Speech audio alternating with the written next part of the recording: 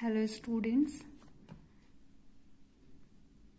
Now today I am going to discuss the topic export promotion measures in India. ये topic है ये MMIB 08 subject code से है और इस टॉपिक के अंदर हम ये डिस्कस करेंगे कि गवर्नमेंट ऑफ इंडिया ने एक्सपोर्ट प्रमोशन करने के लिए क्या क्या इंसेंटिव्स एक्सपोर्टर्स को दे रखा है। एक्सपोर्ट का मतलब होता है जब हम अपने यहाँ पे कोई भी अपनी कंट्री के अंदर गुड्स एंड सर्विसेज मैन्युफैक्चर करते हैं और उसे अपनी कंट्री के बाहर जब सेल आउट करते हैं, इसको हम एक्सपोर्ट बोलते हैं। एक्सपोर्ट को प्रमोट करने के लिए इंडियन गवर्नमेंट ने कई सारे इनिशिएटिव्स लिए हैं, कई सारे इंसेंटिव्स एक्सपोर्टर्स को दिए हैं जिससे कि वो एक्सपोर्ट एक्टिविटीज को सक्सेसफुली रन कर सके और साथ ही साथ अदर्स को भी मोटिवेट कर सके जिससे कि हम एक्सपोर्ट को बूस्ट कर सके। इससे हमारी इकोनॉमी स्ट्रांग होती है। एक्सपोर्ट प्रमोशन मेजर्स जो हैं वो अंडर एक्जिम पॉलिसी इंट्रोड्यूस हुए थे 1992 टू 1997। 5 सालों के लिए एक्सपोर्ट इंपोर्ट पॉलिसी बनाई जाती है। ये एक्जिम पॉलिसी, इसका फुल फॉर्म है एक्सपोर्ट इंपोर्ट पॉलिसी, जिसमें 5 सालों के लिए एक्सपोर्ट और इंपोर्ट रिलेटेड गाइडलाइंस इश्यू होते हैं या पॉलिसीज बनाई जाती हैं जो गवर्नमेंट के थ्रू इनिशिएट किया जाता है।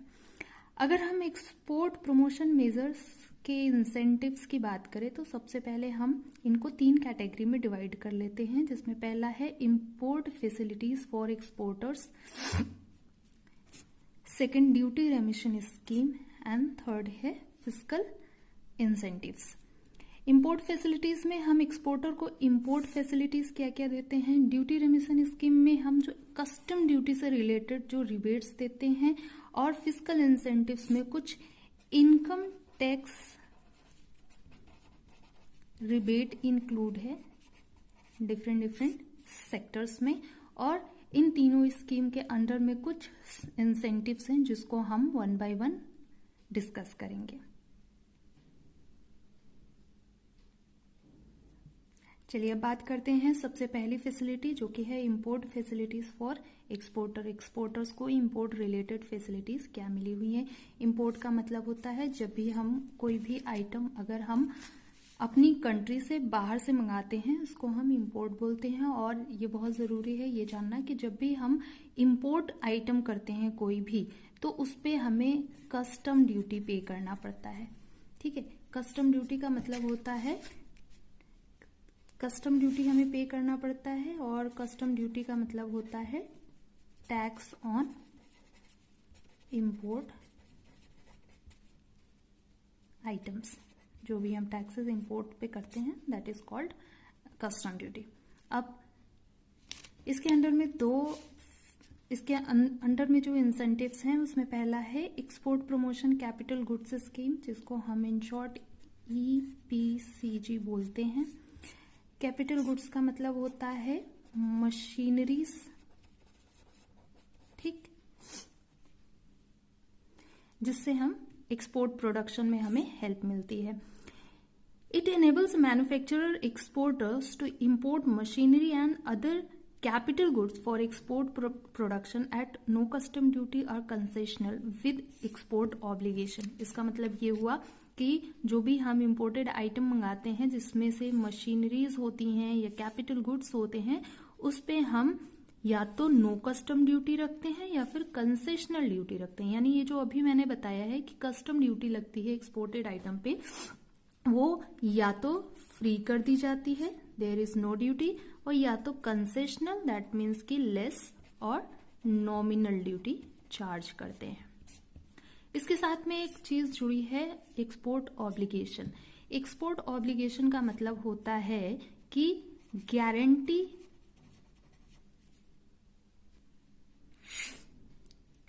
मतलब होता है गारंटी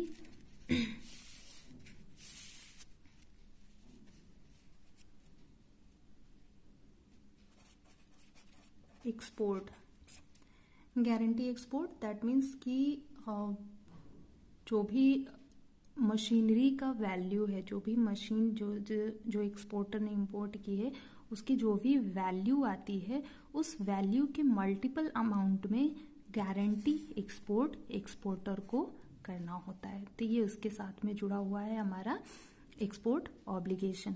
ठीक है, तो ये फर्स्ट हमारा है export promotion capital goods scheme, जिसमें से हम इम्पोर्टेड जो भी हमारा कैपिटल गुड्स जो हम इंपोर्ट करते हैं उसे ड्यूटी फ्री कर दिया जाता है और साथ ही साथ में इसके साथ एक्सपोर्ट ऑब्लिगेशन जुड़ा होता है। दूसरा है advance authorisation scheme. Advance authorisation scheme जो है ये ड्यूटी फ्री करती है किस चीज को? Duty free on inputs. Inputs का मतलब जो भी रॉ मटेरियल हम फॉर एक्सपोर्ट प्रोडक्शन, जो भी हम एक्सपोर्ट कर रहे हैं, जो भी हम एक्सपोर्ट के लिए प्रोडक्शन कर रहे हैं, उसके लिए जो भी हम रॉ मटेरियल मंगाते हैं उसको ड्यूटी फ्री कर देता है एडवांस ऑथराइजेशन स्कीम। ठीक है, दैट मीन्स कि हम इस जो भी अगर हमें रॉ मटेरियल मंगाना होगा या भी जो भी हमें इनपुट्स मंगाने हैं अपने एक्सपोर्ट प्रोडक्शन के लिए, अगर वो इनपुट्स हम इंपोर्ट कर रहे हैं तो उस पर ड्यूटी फ्री हो जाता है।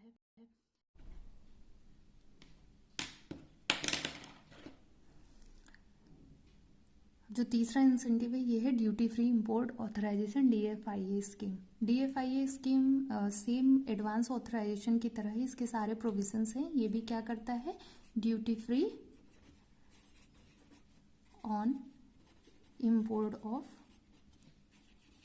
रॉ मटेरियल, वो रॉ मटेरियल जो कि हम एक्सपोर्ट प्रोडक्शन में यूज़ करने वाले हैं। एग्जाम्पल वाइज अगर हम बात करें तो हम इसमें बात कर सकते हैं जैसे कि किसी भी गुड्स को बनाने के लिए जो भी हमें रॉ मटेरियल चाहिए या ट्रांसफॉर्मेशन हम करते हैं, रॉ मटेरियल मंगा करके उसका ट्रांसफॉर्मेशन करते हैं फिनिश गुड में, इस तरीके का कोई भी आइटम जब हम इम्पोर्ट करते हैं तो उसको ये ड्यूटी फ्री करता है, यानी किसी भी तरीके का इस पर कस्टम ड्यूटी नहीं लगता है under duty free import authorisation scheme. एक चीज और है, DGFT ने एक नोटिफिकेशन दिया है कुछ गुड्स का। उन गुड्स को हम इन शॉर्ट में बोलते हैं SION। SION अगर हम कोई भी गुड्स इंपोर्ट कर रहे हैं तो उसके उस गुड्स पे हम ड्यूटी फ्री इंपोर्ट ऑथराइजेशन के अंडर में हम बेनिफिट अवेल कर सकते हैं। अब बात करते हैं सेकंड की, ड्यूटी रेमिशन स्कीम की बात करते हैं। ड्यूटी रेमिशन स्कीम दैट मीन्स कि हमारे पास और कौन कौन से इंसेंटिव्स हैं या एक्सपोर्टर को और कौन कौन से इंसेंटिव्स मिलते हैं जिसमें वो अपनी कस्टम ड्यूटीज या एक्साइज ड्यूटी से उसके रिबेट मिल सकता है या फिर वो ड्यूटीज उसको रिफंड हो जाए। जिसमें सबसे पहला है ड्यूटी एंटाइटलमेंट पासबुक, यानी इसको DEPP स्कीम भी कहते हैं। इस स्कीम के अंडर में जो एक्सपोर्टर है वो जो भी एक्सपोर्ट कर रहा है उसका FOB वैल्यू के बेस पे वो क्रेडिट के लिए अप्लाई कर सकता है।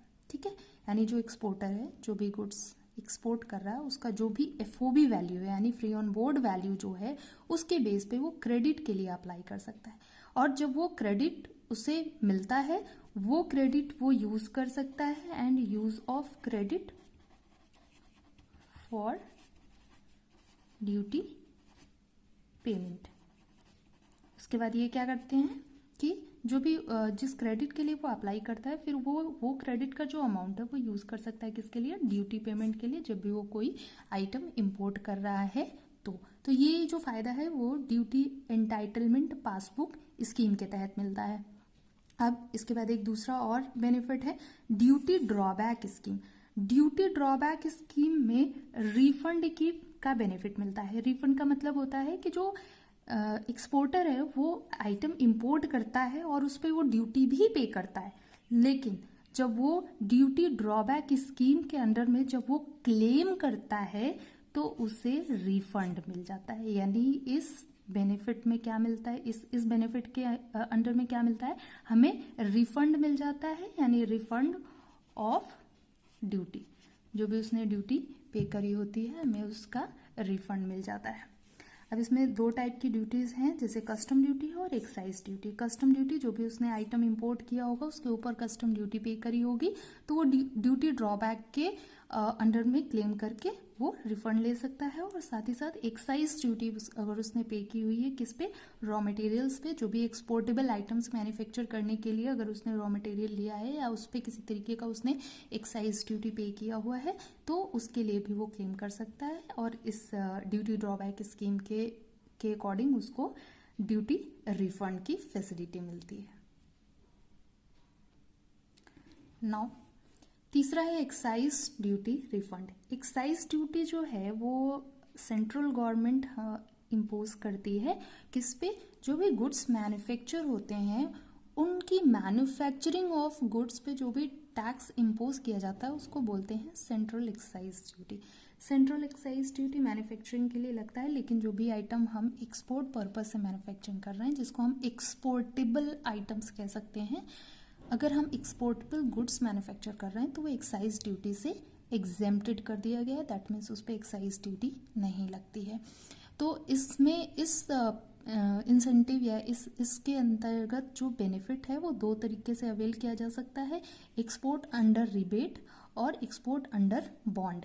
एक्सपोर्ट अंडर रिबेट का मतलब होता है छूट मिलना, ठीक है, यानी कि एक्सपोर्ट करते समय जो एक्सपोर्टर है वो एक्साइज ड्यूटी पे करता है लेकिन फिर वो क्लेम करके उसको रिफंड ले सकता है, यानी रिबेट में क्या मिल जाता है, रिफंड मिल जाता है, ठीक है। एक्सपोर्ट अंडर बॉन्ड का मतलब होता है कि एक्साइज क्लियरेंस के लिए जो एक्सपोर्टर है वो पेमेंट नहीं करता है, वो एक बॉन्ड साइन करता है किसके लिए, in favour of excise authorities।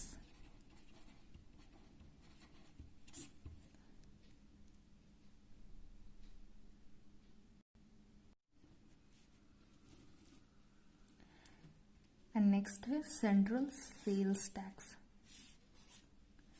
Sales tax का मतलब होता है कि जो भी गुड्स की सेलिंग करने पे जो भी टैक्स लगता है उसको हम सेल्स टैक्स बोलते हैं।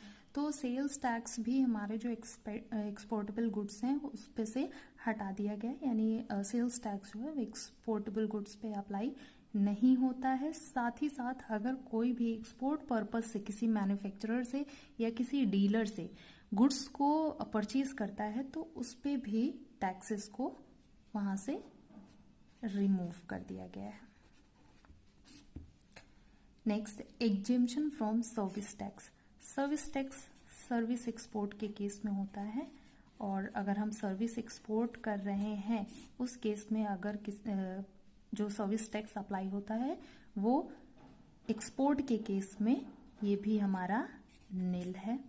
सर्विस एक्सपोर्ट को समझने के लिए हम समझ सकते हैं कि कोई भी अगर ऐसी एक्टिविटी या हमारा कोई भी ऐसी सर्विस एक्टिविटीज़ जो फैसिलिटी हम आउट ऑफ इंडिया प्रोवाइड कर रहे हैं वो सर्विस एक्सपोर्ट होता है, जिसमें से अगर हम एक मैनेजमेंट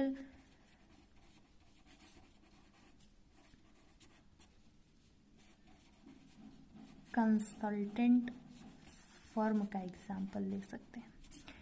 मैनेजमेंट कंसल्टेंट फर्म का जो काम होता है वो बेसिकली जो दूसरी कंपनीज हैं जो इंडिया में या आउट ऑफ इंडिया है तो उनको कुछ मैनेजमेंट रिलेटेड जो इश्यूज हैं उनको रिजॉल्व करने में हेल्प करती है। तो उनके यहाँ के जो ऑपरेशनल वर्क है अगर उसमें किसी टाइप का कोई इशू आता है, कोई प्रॉब्लम आता है तो उसको रिजॉल्व करने में उनकी हेल्प करते हैं। फॉर एग्जाम्पल आप मान लीजिए कि मैनेजमेंट कंसल्टेंट फर्म जो है वो इंडियन है और ये किसी अमेरिकन फर्म को हेल्प कर रही है for resolving the management issues, तो ये एक सर्विस प्रोवाइड कर रहे हैं और इस सर्विस पे जो सर्विस टैक्स है वो निल हो गया है, निल कर दिया गया है। क्यों? क्योंकि ये एक्सपोर्ट का केस है। ऑक्ट्रॉय एग्जेम्पशन का मतलब होता है जो लोकल अथॉरिटीज यानी नगर निगम की ओर से अगर किसी भी तरीके का टैक्स मैन्युफैक्चरिंग गुड्स पे होता है तो उससे भी एग्जेम्पशन मिल जाता है। तो ये जो टोटल थे ये सारे ड्यूटी रेमिशन से रिलेटेड इंसेंटिव्स थे जो एक्सपोर्टर को एक्सपोर्टेबल आइटम्स या एक्सपोर्टेबल गुड्स पे मिलता है। नेक्स्ट जो बेनिफिट है वो है फिजिकल इंसेंटिव्स, जिसमें इनकम टैक्स रिबेट मिलता है। कुछ सेक्टर्स दिए हुए हैं जिसमें कुछ टैक्स हॉलीडे की फैसिलिटी मिलती है। टैक्स हॉलीडे का मतलब होता है जब गवर्नमेंट या तो इनकम टैक्स लगाती ही नहीं है या फिर बहुत ही नॉमिनल चार्ज करती है एज ए इनकम टैक्स। तो ये पहला है 10 years tax holiday for free trade zone, special economic zone, electronic hardware technical park etcetera. 15 years tax holiday for new special economic zone. 10 years tax holiday for export oriented units. Export oriented units वो होती हैं जिनका 100% जो manufacturing होती है वो export purpose से होती है, तो उनको हम EOU डिक्लेयर करते हैं। तो ये कुछ सेक्टर्स हैं जहाँ पे टैक्स हॉलीडे का बेनिफिट भी गवर्नमेंट इनको प्रोवाइड करती है for the boosting the export activities. तो ये सारे के सारे बेनिफिट्स थे जो कि गवर्नमेंट ने एक्सपोर्टर्स को प्रोवाइड कर रखा है, जिसकी वजह से एक्सपोर्ट एक्टिविटीज़ उनके लिए इजी और एक्सेसिबल हो सके और वो एक्सपोर्ट एक्टिविटीज़ और सक्सेसफुली रन कर सके, जिससे कि हमारी इकोनॉमी को इससे बेनिफिट हो।